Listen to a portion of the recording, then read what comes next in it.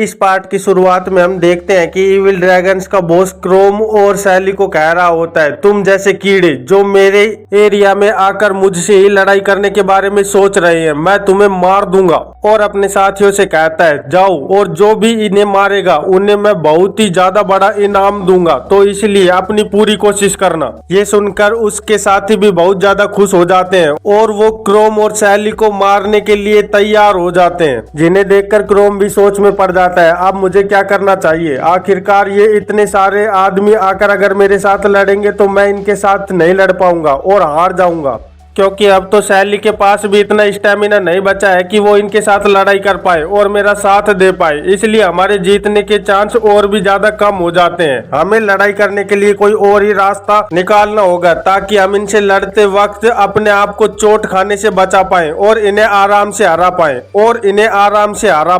और देखा जाए तो अब मेरे पास भी इतना ज्यादा माना पॉइंट नहीं बचे हैं, मेरे माना पॉइंट अब सिर्फ 17 ही बचे हैं और मैं अपने इतने माना पॉइंट्स के साथ इन मॉन्स्टर्स जैसे ह्यूमन से फाइट नहीं कर सकता, क्योंकि ये मुझे बहुत ही ज्यादा ताकतवर लग रहे हैं। और जैसे इन्होंने बताया कि पहले भी इन्होंने यहाँ आने वाले नाइट्स को जान से मारा है और इस डंजन में आने वाले हर एक एडवेंचरर को भी, यहाँ तक कि इनका बॉस यहाँ के डंजन बॉस को अकेला ही हैंडल कर सकता था और उसे अकेला ही अपने हाथों से मार सकता था, लेकिन उसने ऐसा नहीं किया। और इसके बॉस को देखकर मुझे ऐसा लग भी रहा है कि ये जो भी बातें ये कर रहे हैं वो सब सच है, क्योंकि इनका बॉस देखने में ही इतना ज्यादा ताकतवर लग रहा है। तभी पीछे से सैली कहती है, मैं तुमसे माफी चाहती हूँ क्रोमसन, क्योंकि मैं जानती हूँ तुमने ओडफील्ड को बचाने के लिए अपनी जान को खतरे में डाला है और मेरे सपने को पूरा करने के लिए तुम इतनी दूर इस खतरनाक जगह डंजन में आए हो ताकि तुम यहाँ के बॉस को मार के ओडफील्ड को आजाद कर पाओ। लेकिन अब हम एक ऐसी सिचुएशन में फंस गए हैं कि ये बॉस हमें अभी मार देगा। मैं तुमसे माफी चाहती हूँ कि मैंने तुम्हारी दयालुपन का फायदा उठाकर तुम्हें इस मौत की जगह पर ले आई और अब तुम्हें भी यहाँ मेरे साथ मौत मिलेगी। क्रोम ये सब सुनकर बहुत ही ज्यादा गुस्से में आ जाता है और वो अपना हाथ से एक मुट्ठी बनाते हुए सोचता है, आखिरकार कब तक इस ओडफील्ड को इन मॉन्स्टर्स की वजह से सफर करना पड़ेगा और इनके जैसे इविल ड्रैगन्स के लोग उन्हें अपना नौकर बनाकर रखेंगे। मैं ऐसा कभी नहीं होने दूंगा, उसके लिए चाहे मुझे कुछ भी क्यों ना करना पड़े, लेकिन आज मैं इन सभी को हरा कर ही रहूंगा। और फिर क्रोम अपने मन में सोचने लगता है, आखिरकार मैं ऐसा क्यों सोच रहा था कि मुझे यहीं पर गिव अप कर देना चाहिए। पहले भी जब मुझे पता चला था कि जो स्किल्स मुझे भगवान के द्वारा मिली है वो एक कचरा स्किल है, फिर भी मैं सोच रहा था क्या मैं इस स्किल के साथ सच में एडवेंचरर बन पाऊंगा कि नहीं। और जब मैं डंजन में मारा गया और एक हड्डियों के ढांचे के अलावा और कुछ नहीं था, फिर भी मैंने अपनी कोशिशों के साथ इस ह्यूमन फॉर्म को पाया है, चाहे ये परमानेंट ही ना हो, फिर भी मैं ह्यूमन तो बन ही सकता हूँ और आज मैं ह्यूमन हूँ, क्योंकि ये सब मेरी कोशिशों का फल है और अगर मैं कोशिश करूंगा तो इन्हें हराने में भी कामयाब हो ही जाऊंगा। और अब मैं जब इस बॉस को भी हरा चुका हूँ और अब मुझे ये बैंडेड घेरे हुए हैं, तो मैं हार मारने के बारे में कैसे सोच सकता हूँ। मैं तो पहले ही एक बार मारा जा चुका हूँ, फिर मैं किस बारे में सोच रहा हूँ। आखिरकार मेरे हारने और जीतने से फर्क ही क्या पड़ता है, इसीलिए मुझे इनसे लड़ना ही होगा। और अब तो ऐसी सिचुएशन बन गई है कि मेरे पास अब एक भी रीजन ऐसा नहीं है कि मैं अभी गिव अप कर दूं, मुझे तो लड़ना ही होगा। ये देखकर सैली की आंखों में भी आंसू आने लगते हैं और वो कहने लगती है, क्रोमसन तुम सच में बहुत ही ज्यादा बहादुर हो, तुम्हें भी पता है कि अब हमारे पास बचने का कोई रास्ता नहीं है, लेकिन तुम ऐसी सिचुएशन में भी कैसे इतने शांत रह सकते हो। तो क्रोम सैली से कहता है, मैं तुमसे माफी चाहता हूँ कि जब मैंने गार्ड डाउन कर दिया था तो तुम्हें इनका हिट अपने शरीर पर लेना पड़ा। अगर मैं अपना गार्ड को डाउन नहीं करता तो तुम्हें ऐसा करने की जरूरत नहीं पड़ती और तुम्हें अपने इतनी ज्यादा चोट खाने की जरूरत नहीं पड़ती, जिससे तुम अब भी इनसे लड़ने के काबिल होती। लेकिन मेरी एक गलती की वजह से अब तुम्हारे पास इतना स्टेमिना नहीं बचा है कि तुम अब इनके साथ कीप अप कर पाओ। लेकिन अब मेरी बारी है तुम्हें प्रोटेक्ट करने की और मैं तुम्हें प्रोटेक्ट करने के लिए कुछ भी करूंगा, चाहे इसके लिए मुझे अपनी जान ही क्यों न देनी पड़े, लेकिन आज मैं तुझे नहीं मरने दूंगा। तभी सामने से एक इविल ड्रैगन का आदमी आते हुए कहता है, ओह तुम तो सच में कितने ज्यादा कूल एक्टिंग कर रहे हो, क्या तुम सच में ऐसी ही बातें तब भी कर पाओगे जब मैं तुम्हारे टुकड़े टुकड़े कर दूंगा। और अपनी तलवार लेकर क्रोम पर अटैक करने के लिए तैयार हो जाता है। फिर कहता है अब तुम्हें मुझसे बचाने वाला कोई नहीं है और अपनी तलवार से क्रोम पर अटैक कर देता है। लेकिन क्रोम जल्दी से अपनी तलवार को ऊपर करके उसकी तलवार को अपने आप से हिट होने से पहले ही रोक लेता है और तभी वो इविल ड्रैगन का आदमी मुस्कुराते हुए कहता है सच में, क्या तुम्हें सच में लगता है कि तुम मुझे रोक सकते हो? क्योंकि तुम्हारी मूवमेंट स्पीड बहुत ही ज्यादा स्लो है। ये लो, अभी तुम्हें पता चल जाएगा कि मैं कितना ज्यादा ताकतवर हूँ। और तभी हम देखते हैं कि वो इविल ड्रैगन का आदमी फुल स्पीड से क्रोम पर अटैक कर देता है, जिसकी वजह से क्रोम की छाती पर एक बहुत ही बड़ा चीरा लग जाता है और क्रोम का ब्लड चारों ओर फैलने लगता है। क्रोम ये देखकर हैरान हो जाता है, आखिरकार ये इतना ज्यादा फास्ट कैसे हो सकता है? मैं तो देख ही नहीं पाया कि ये कब मुझ पर अटैक करने में सफल हो गया। और सैली इधर जमीन से उठते हुए सोचती है अगर ऐसा ही चलता रहा तो जल्दी ही क्रोम सैन भी खत्म हो जाएगा और क्रोम के खत्म होते ही मेरी बारी आएगी। मुझे पक्का पता है कि ये इविल ड्रैगन्स के लोग हमें जिंदा नहीं छोड़ेंगे। इधर इविल ड्रैगन्स का वो आदमी हंसते हुए कहता है ये तुम दोनों के लिए, तुम दोनों को ही यहाँ मरना होगा। फिर क्रोम से कहता है अब तुम दोनों मुझसे नहीं बच सकते क्योंकि तुम्हारे पास शायद मुझसे ज्यादा लेवल अपने अंदर हो सकते हैं, लेकिन तुम इतने ज्यादा थक चुके हो कि तुम अब मेरे साथ कीप अप नहीं कर पाओगे। और तुम्हारी इसी कमजोरी की वजह से मुझ पर पक्का विश्वास है कि मैं तुम दोनों को अकेला ही खत्म करने में कामयाब हो जाऊंगा, जिससे हमारा बॉस भी मुझ पे बहुत ज्यादा खुश हो जाएगा और मुझे इनाम में बहुत ज्यादा चीजें मिलने वाली हैं। इसलिए अब तुम जल्दी से मर जाओ ताकि मैं जल्दी से अपना इनाम बॉस से ले पाऊं। और एक बार जब मैं तुम्हें मार दूंगा तो मैं वहां चर्च में जाऊंगा और वहां पर जितने भी बच्चे हैं उन सबको भी खत्म कर दूंगा ताकि तुम्हें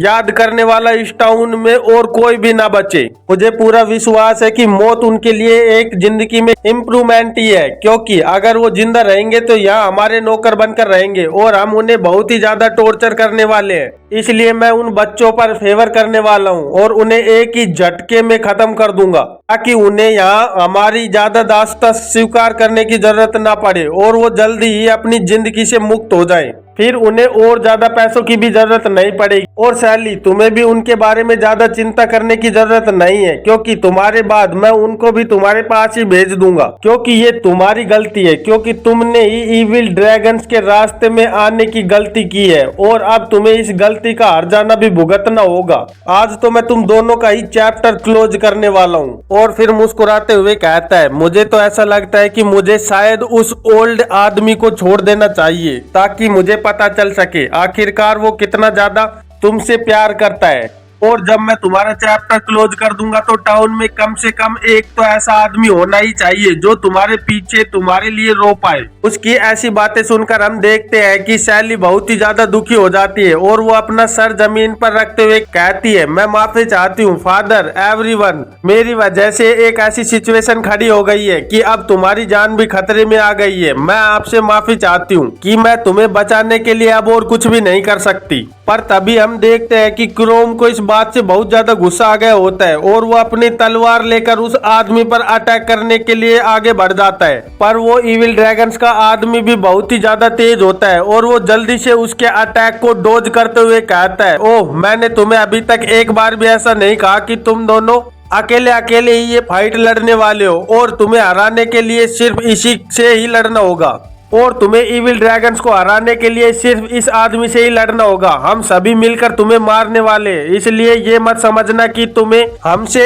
एक एक करके लड़ना है। और इधर हम देखते हैं कि बाकी के इविल ड्रैगन्स के आर्चर भी तैयार हो जाते हैं और अपनी बोन एरो को लेकर क्रोम पर अटैक करने के लिए तैयार रहते हैं। फिर अपनी बो एंड एरो से क्रोम पर अटैक कर देते हैं ताकि क्रोम मारा जा सके और हम देखते हैं कि वो सारी एरो जाकर क्रोम के शरीर में धस जाती है और क्रोम की जगह जगह से खून निकलने लगता है। क्रोम ये झटका सह नहीं पाता और जल्दी से पीछे जाकर दीवार से टकरा जाता है। फिर अपने मन में सोचता है आखिरकार अब मुझे क्या करना चाहिए, मैं इनसे लड़ पाने में सक्षम नहीं हो पा रहा हूँ क्योंकि अब मेरे पास इतना ज्यादा स्टेमिना नहीं बचा है कि मैं इनके साथ लड़ाई कर पाऊँ। मुझे कुछ और ही सोचना होगा, नहीं तो आज हम दोनों ही यहाँ मारे जाएंगे। और इधर जेफ क्रोम के पास आते हुए कहता है तुम अभी नहीं मर सकते, क्योंकि मैंने तुम्हें पहले ही कहा है कि तुम्हें हम जिंदा ही मॉन्स्टर्स को खिलाने वाले हैं, इसलिए मरने के बारे में तो सोचना भी मत, क्योंकि जब तक इविल ड्रैगन्स के लोग नहीं चाहते तब तक तुम्हारी सांसें भी यहाँ से नहीं निकल सकती। और अब मैं तुम्हारे छोटे छोटे टुकड़े करने वाला हूँ और शुरुआत करता हूँ तुम्हारी लेफ्ट आर्म से। और तभी हम देखते हैं कि वो जेफ अपनी तलवार को लेकर क्रोम पर अटैक करने के लिए तैयार हो जाता है और वहाँ एक रोशनी का बहुत तेज गुब्बार उठता है जिसके अंदर हमें कुछ दिखाई नहीं देता कि वहाँ हो क्या रहा है। और जब रोशनी हटती है तो हमें पता चलता है कि क्रोम ने अपने एक हाथ को शेप शिफ्टर के हाथ में चेंज करके तलवार को अपने हाथ से ही रोक लिया होता है, जिसे देखकर जेफ भी घबरा जाता है और कहता है क्या आखिरकार ऐसा कैसे हो सकता है, आखिरकार तुम हो कौन और ये कैसी स्किल है जिसकी वजह से तुम इतने ज्यादा स्ट्रोंग हो गए हो, और तुम्हारा ये हाथ ये मुझे बहुत ही ज्यादा अजीब लग रहा है, आखिरकार ये इतना ज्यादा हार्ड कैसे हो सकता है कि मेरी तलवार भी इसको नहीं काट पा रही है। पर क्रोम उसकी बात को इग्नोर करते हुए अपने शेप शिफ्टर के हाथ से एक खतरनाक पंच सीधे जेफ के मुंह पर मारता है और उस पंच की फोर्स इतनी ज्यादा होती है कि जेफ उसकी वजह से दूर जाकर गिरता है और चिल्लाते हुए कहता है आखिरकार इतनी ज्यादा ताकत इसके पास कैसे हो सकती है। और फिर अपने मन में ही सोचता है आखिरकार इसके पास ऐसी कौन सी स्किल है कि ये इतना ज्यादा घायल होने के बाद भी इसके पास इतनी ज्यादा स्ट्रेंथ बची है, मुझे ऐसी किसी स्किल के बारे में नहीं पता था। और क्रोम को ऐसा करते देख सैली अपने मन में सोचती है लेकिन ऐसा कैसे हो सकता है, क्रोम के पास ये स्किल कैसे हो सकती है, क्योंकि मुझे जितना पता है क्रोम के पास तो हीलिंग स्किल है, फिर ये अपनी ऐसी कैसे नई स्किल का यूज कर पा रहा है। और मैंने पहले ऐसी किसी स्किल के बारे में नहीं सुना जिससे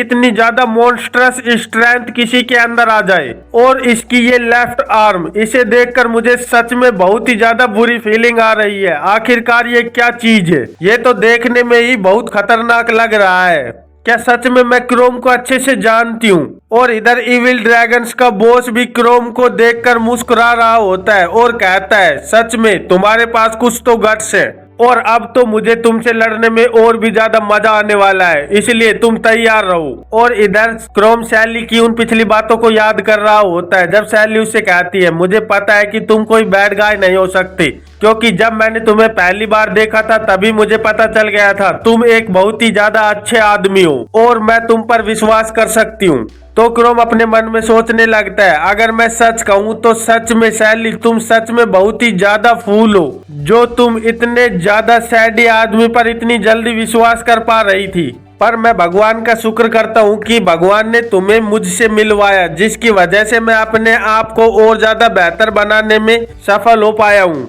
और तुम्हारी बातों की वजह से ही आज मैं अपने मन में इतनी ज्यादा ताकत को इकट्ठा कर पाया हूँ कि मैं इस डंजन बॉस को हराने के लिए आया था। और जब मैं सैली से पहली बार ओल्ड फील्ड में मिला था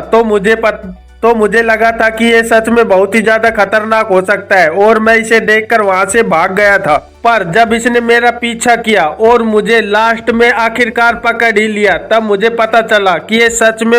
मेरे लिए कोई हानिकारक इंसान नहीं है और मुझे इससे बहुत सारी जानकारियां भी मिली जिसकी वजह से मैं आज यहाँ तक पहुँच पाने में सफल हो पाया हूँ। पर अब मैं जब तुम्हें अपनी असली फॉर्म दिखाने वाला हूँ तुम्हें ये तो नहीं लगेगा ना कि मैंने तुम्हें ट्रिक किया है, कहीं तुम मुझ पर गुस्सा तो नहीं करोगी ना और तुम मेरा साथ तो नहीं छोड़ दोगी। और फिर क्रोम एक स्माइल के साथ सोचता है पर अब इन बातों से कोई फर्क नहीं पड़ता और मुझे अब इस वक्त डरने की कोई जरूरत नहीं है, क्योंकि अब हमारी जान पर खतरा आया है और अपनी जान को बचाने के लिए मुझे ऐसा करना ही होगा। और अपना इविल ओरा रिलीज करते हुए इविल ड्रैगन के आदमी को कहता है क्या हुआ, कुछ गलत हुआ है क्या तुम अब मुझ पर अटैक नहीं करने वाले। और उसे इतने ज्यादा खतरनाक लुक में देखकर जेफ भी सोच रहा होता है तो इसने अपना अंतिम तुरुप का इक्का अपनी स्लीव में रखा हुआ था ताकि ये अंतिम वक्त पर सिचुएशन को बदल पाए, लेकिन अब यहाँ खेलने का कोई समय नहीं बचा है। और वो क्रोम पर अटैक करते हुए कहता है मैं तुझे सीधा ही नर्क में भेज दूंगा, तुझे अब मरना ही होगा चाहे इसके लिए मुझे कुछ भी क्यों ना करना पड़े। और क्रोम उसको अटैक करते हुए देखकर बड़ी ही शांति से कहता है ठीक है, अगर तुम मुझे मार सकते हो तो ये भी करके देख लो। और अब जब मैं नरक में जा ही रहा हूँ तो क्यों ना मैं तुम्हें भी अपने साथ ही लेता चलूं, क्योंकि मुझे भी कंपनी की जरूरत पड़ेगी। और फिर अपने हाथ से अपने मास्क को अपने चेहरे पर लगाते हुए कहता है मास्कुरेड रिलीज। और ये कहते ही उसके शरीर से बहुत ज्यादा रोशनी बाहर निकलने लगती है, जिसकी वजह से उसका शरीर चेंज होने लग जाता है। पर इधर जैप भी क्रोम पर अटैक करने के लिए जस्ट उसके पास पहुंच गया होता है और वो चिल्लाते हुए कहता है अब तुम्हें कुछ नहीं बचा सकता, लो मरो। और हमें पता चलता है कि क्रोम ने उस इविल ड्रैगन्स के आदमी को बीच से ही काट दिया होता है और उसके 2 टुकड़े हो जाते हैं, जिसकी वजह से उसके शरीर से बहुत ही ज्यादा खून बाहर निकलने लगता है और उसका चैप्टर यहीं क्लोज हो जाता है। और क्रोम को भी इसे मारने की वजह से 567 एक्सपी मिलती है। जेफ ये देखकर वहीं पर स्टैचू की तरह रुक जाता है और अपने मन में सोचता है क्या एक मॉन्स्टर, ये एक मॉन्स्टर में बदल गया, आखिरकार ऐसा कैसे हो सकता है, क्या ये सच में एक मॉन्स्टर है, मुझे ऐसा नहीं लगा था कि ये एक मॉन्स्टर होगा। अब हमें क्या करना चाहिए, क्योंकि अब हमारे पास लड़ने के लिए इतनी ज्यादा ताकत नहीं है कि हम एक मॉन्स्टर को हरा पाए। और इधर इविल ड्रैगन्स की वो कैप्टन वाली लड़की भी सोच रही होती है नो वे, ऐसा नहीं हो सकता, मैंने कभी ऐसी स्किल के बारे में नहीं सुना है, क्योंकि मैंने डंजन में बहुत बार मॉन्स्टर्स और इंसानों के साथ वैसे भी बहुत ज्यादा लड़ाई की है, और अगर ऐसी कोई स्किल होती तो मुझे उसके बारे में पहले ही पता होता। आखिरकार आज यहाँ हो क्या रहा है और मुझे ये क्या नई स्किल देखने को मिल रही है। सच में ये बहुत ही ज्यादा खतरनाक है और ये हमारे लिए भी बहुत ज्यादा खतरनाक होने वाली है। इधर क्रोम अपने ब्लड से सने हुए पंजे को देखते हुए अपने मन में सोचता है मैंने आज से पहले कभी किसी ह्यूमन को नहीं मारा है, पर सच में उसे मारकर मुझे बहुत ही ज्यादा अच्छा लग रहा है। और ये एक नेचुरल प्रोसेस भी है, क्योंकि अब जब मेरी खुद की लाइफ डेंजर में है, इसलिए मैं कुछ भी कर सकता हूँ और मुझे ऐसा करने के लिए किसी भी चीज को गिल्टी फील करने की जरूरत नहीं है। और मुझे ह्यूमन को मारने से खुशी इसलिए मिल रही है क्योंकि इस वक्त मैं ह्यूमन नहीं बल्कि अब मैं एक मॉन्स्टर बन चुका हूँ, और ह्यूमन को मारने की वजह से मुझे और भी ज्यादा एक्सपी मिल रही है, इससे तो मैं और भी जल्दी लेवल अप कर पाऊंगा। और उसे इतनी ज्यादा खतरनाक लुक में देखकर इविल ड्रैगन्स के लोग भी घबरा रहे होते हैं, और उनमें से एक कहता है हमारे पास ऐसा कोई रास्ता नहीं है कि हम इसे जिंदा पकड़ पाएं, क्योंकि ये अब एक मॉन्स्टर बन गया है, इसलिए इसे मार दो। सारे जने मिलकर इस पर अटैक करते हैं। इधर क्रोम को देखकर सैली भी शॉक हुई होती है और वो अपने मन में ही सोच रही होती है आखिरकार ऐसा कैसे हो सकता है, क्रोम क्या एक मॉन्स्टर है, ऐसा नहीं हो सकता। और वो कहती है क्रोम सेन, और उसकी आंखों से ही पता चल रहा होता है कि वो क्रोम से पूछ रही थी कि तुम एक मॉन्स्टर हो।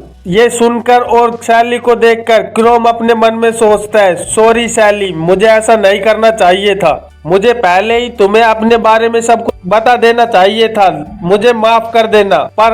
अब ऐसी सिचुएशन है कि तुम अगर मेरे बारे में कुछ गलत भी सोचती हो, पर फिर भी मैं इन सारे के सारे इविल ड्रैगन्स के लोगों को मार दूंगा और तुम्हारी जान को पक्का ही बचा कर रहूंगा, चाहे इसके लिए मुझे कितने भी लोगों को क्यों ना मारना पड़े और अपनी जान ही क्यों ना देनी पड़े। लेकिन आज तुम यहाँ इस डंजन ऑफ डिजास्टर से बाहर जाओगी ही जाओगी। और क्रोम के इस इविल लुक के साथ इस चैप्टर का अंत हो जाता है। तो फिर मिलते हैं एक नए चैप्टर में, तब तक के लिए बाय बाय।